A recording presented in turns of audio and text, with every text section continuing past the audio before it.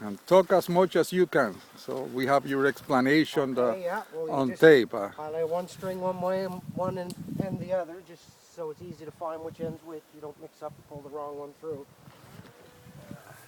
Get closer there. You can get closer. Don't be afraid. He's not going to bite.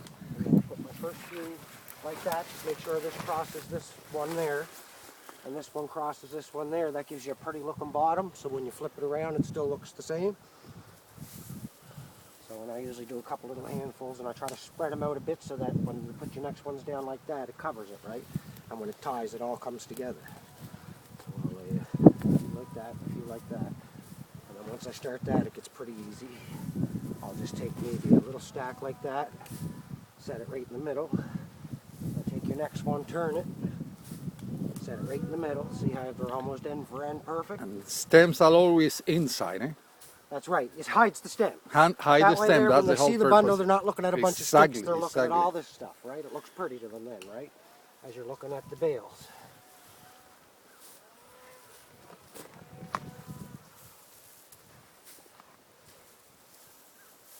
See it turn, and now cover the stems always.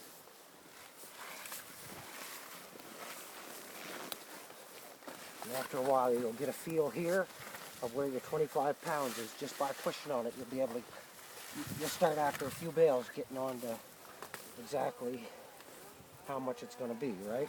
And when you start getting to the point, like I know now, I'm getting close to my 25. And you have a tight bale. It's not spread out. It's quite compact. That's right. And then I take my last few as I'm going like that, and I stick the ends, kind of give them a poke in like that. And same thing, that hides that ugly end and just gives you a nice pretty bunch of brush sitting there, right? It's all compacted. I got it there. I know I'm getting close. I think this is a little bit light, but I'm going to try it anyway. Once I get it up, well, you got your loop in like that, right? You kneel on it too, right? That compresses it. You get it over. As much the stronger you are, the better you'll tie. The tighter you'll get it. It is hard on the hands. My first one, I do just half inches like that. See what I'm doing? Just an overhand half hitch. As simple as can be, as quick as can be. And then I take my next one. Same thing. Going back with your knees. Tight. And then this one here, I put it through, and I just put my loop like that for now. And I'll take my scale. Or in this case, Pedro's scale.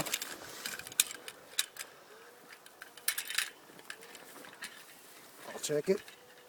It's over 25, which is I'm putting about 26, 27 pounds, most of them. Some are 28, 29, but so that one's good to go. Then all you got to do is grab the loop, pull it through. Another one like that. Up here, tuck it under. Same thing, I just do a couple half hitches. Bam, that'll never come out of there, right?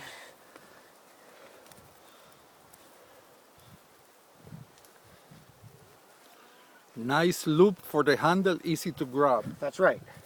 Yeah, leave yourself a loop. Easy to go, done, right?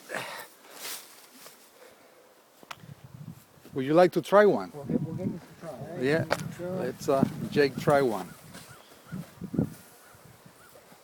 And use the same thing. I find a good spot to make them, and I'll clear the spot. You know, have a good, all the grass and everything out of your way, right?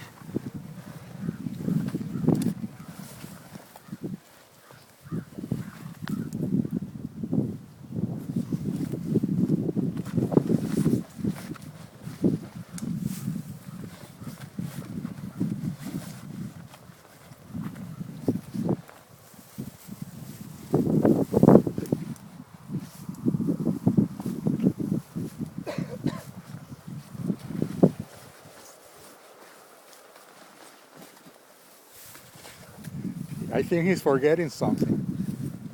You never put a string down. No. He's going to be in trouble right now.